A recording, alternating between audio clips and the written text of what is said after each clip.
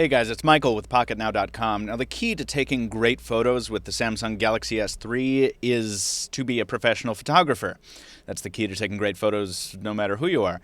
But I'm not a professional photographer. I envy them, but I'm not one. So this video is not about technique, and it's also not about apps. The Google Play Store has many apps that will enhance the functionality of an Android phone's camera, but the Galaxy S3 offers a lot of functionality in the camera app right out of the box. And often the way to take a great shot with the Galaxy S3 is just to drill down into that camera app and see all the options there are.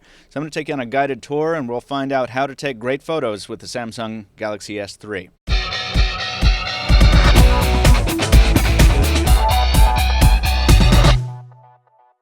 So basically, I want to run down the features of the Galaxy S3's 8-megapixel primary camera here and see what they're all about, and show some sample photos from each shooting mode.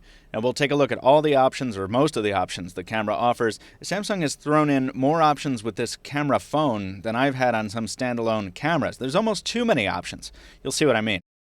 Okay, so the first thing you or any mobile photographer needs to do, obviously, is to open the camera app. There's no hardware key on the Galaxy S3, which is a shame. But thankfully, the TouchWiz skin that Samsung has built allows for this to happen pretty easily. You can place a camera shortcut right down here in the lock screen dock if you want to, and you can just swipe up to open the camera that way. Or, if you want to, you can enable the advanced motion gestures that we've talked about in another video, and from the lock screen, you just press and hold a thumb on the lock screen and rotate the phone to landscape, and it launches the camera that way. Adam Lean just mentioned in his AT&T Galaxy S3 review he finds that pretty cumbersome, but I like it. But different strokes. You have options, is the point. So once we're inside the camera app here, on the right, we've got the shortcut to the gallery here, the shutter button here, and the toggle to video mode up here. We're going to leave that alone for now because we're only doing stills in this one. On the left, where all the action is. Up top is the toggle for activating the front-facing camera. A lot of people use this camera for self-portraits, but remember, it's a much smaller sensor up here on this lens. It's only 2 megapixels, or really only 1.9, compared to this 8-megapixel monster on the back, so there's also no flash. So its performance won't be nearly as good. Really, it's best used for video calling only, so you'll probably want to leave that one alone. The next one down here is the flash toggle. This lets you set the Galaxy S3's flash manually off, manually on, or you can set it to automatic. I do not trust it. Like most phone cameras, the auto flash is a little aggressive. The phone will use the flash at the first sign of dimness, so I tend to find that the flash on phone cameras tends to wash out the photos, so I tend to avoid the flash whenever possible, and I leave it off. The middle option here is where things get interesting. This menu allows you to select the camera's shooting mode, which is where I've had the most fun playing. Single shot here is pretty self-explanatory. You just set it there, you get focus, and then you take a single photo. That is the default shooting mode. Burst shot is something I first played with on the HTC One X. Let me see if I can select it there. And it's very, very awesome. The deal with burst shot is this. When it's enabled, holding down the shutter button will snap up to 6 frames every second for a total of 20 individual frames. This is nice if somebody's sliding into home in baseball, or those annoying shots when you can't get a fluttering flag to behave in the wind. Now within burst shot is this best shot feature up here in the corner, which you can barely see probably there. Having a little bit of focus issues. There we are. Now when that is enabled, you can it'll take 8 shots in one blast. You see the counter down here changes to 8. And then the software will sort of decide which one it likes best. These are always going to be hit or miss situations. The phone isn't nearly smart enough to get this right all the time, but it is a fun novelty item. The third one down in the shooting mode menu is my favorite. HDR stands for High Dynamic Range, and it was first popularized in consumer camera phones by the iPhone 4. What a camera shooting HDR does is takes multiple pictures at different exposure settings. Then it stitches those shots together into one photo. This means greater detail very often. It's very useful in shots with both dark and light areas. Without HDR, the darker regions appear as just kind of a dark shadow. But with HDR, you can see the color. It's not always a magic ticket. You have to hold the phone more still than you ordinarily would to reduce blur. In fact, Samsung gives you a warning about that very thing right there, which is very, very nice. And sometimes it results in a more artificial appearance in the shots, but I use HDR mode more often than not, and I'm happier with my photos more often than not. Smile shot is the next one down, and it is just ridiculous. With Smile Shot, what it does is it waits for you, if you're the picture's subject, to smile before it takes the photo. So you've got somebody's face in the shot, and you line it up like this, and I need an assistant. You hit the camera button, it tries to focus, and it waits for the subject to start smiling before it will take the photo. It's not going to do it with Rick Astley here because I can't maintain focus because I'm shooting this video all by myself. But I tried it a couple times. I tried to fake it out. It's pretty good at telling when you're smiling. It works pretty well. It's gimmicky. It's funny. It's weird. I want to skip right to panorama mode because it's kind of it's the last what I'll call legitimate shooting mode. Panorama shots with the Galaxy S3 are okay. I mean, you're basically asking a handheld computer to do a lot of computing to stitch multiple photos together. So it's nice to have this feature at all, and we can thank Google and Ice Cream Sandwich for that. You just need to be really, really sure to keep the camera steady and on an even plane while you're taking the panoramic shot. Otherwise, it's going to come out crooked. And if there's any moving objects in the shot, you're definitely going to get blur and ghosting, so you want to watch out for that. Beauty shot and cartoon shot are more toy-like. While they're fun, you're not going to get great shots out of them. Beauty mode, according to Samsung, is there to hide facial imperfections. But people in these beauty shots come out looking like they've just got a whole bunch of pancake makeup on. This mode basically just eliminates texture on the face, making you look like an android. And cartoon mode is kind of fun, but nothing you couldn't achieve in a cheap or free photo editing application. In fact, you can apply almost the exact same effect using Samsung's free photo editing suite for the Galaxy S3. So that's all the shooting modes. Let's hop into the less often used categories, focus mode and settings. Now, I don't use focus mode terribly often because autofocus works well most of the time on this device. But while we're here, let's talk about that. The Galaxy S3, like most modern smartphones, allows you to choose where you want the camera to focus just by tapping on the area you want. So if you want to take a long shot while focusing on something in the foreground, you can do that just by tapping on the part of the photo you want the camera to focus on. If you want to focus instead on the distant part of the shot, you can do that.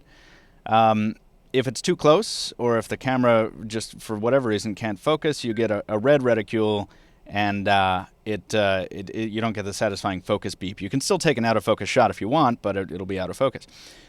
If you know you're going to be taking up-close photos, you can set the autofocus to macro mode. Autofocus will do this for you, though, in normal circumstances, so I don't use this too often.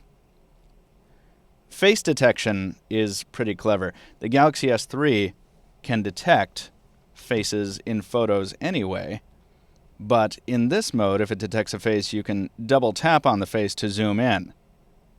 That said, zooming on a device like this that doesn't have optical zoom isn't really the best of ideas.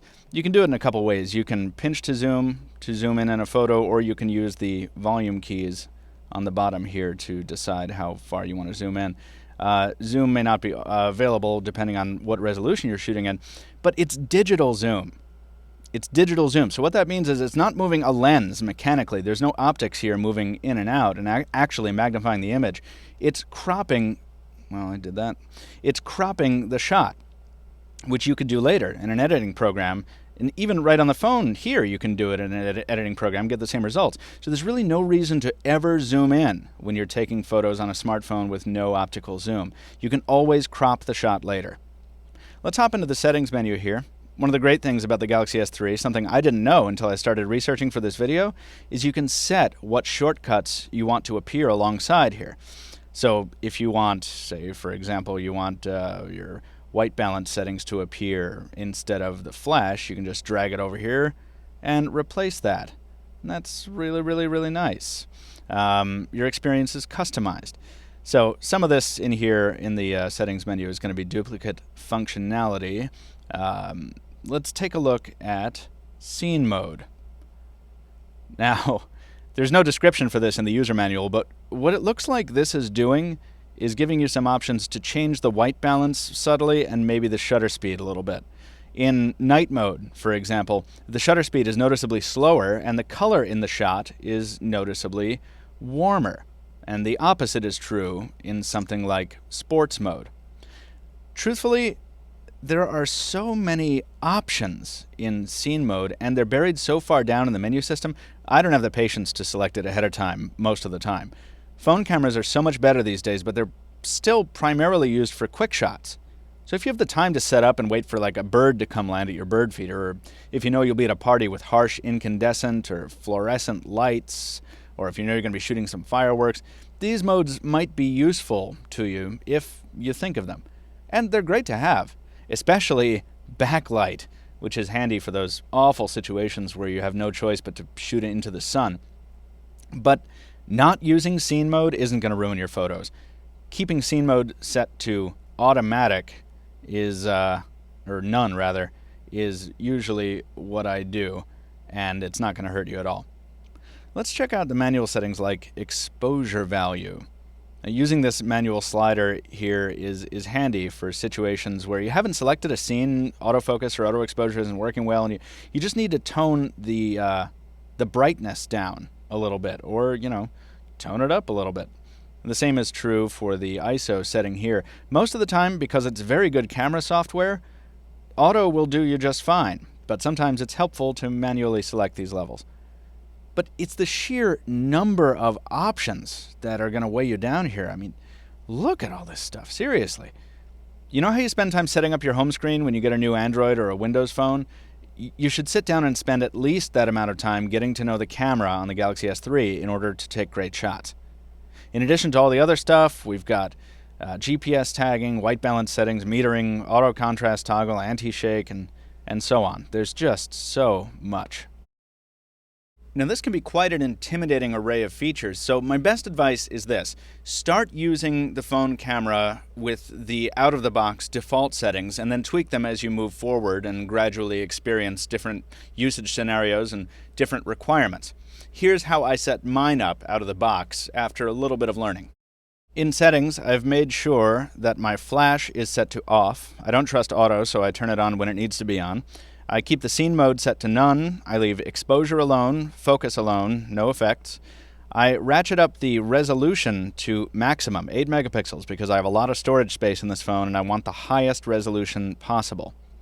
My white balance I leave set to auto, except in extreme circumstances like crazy fluorescent light.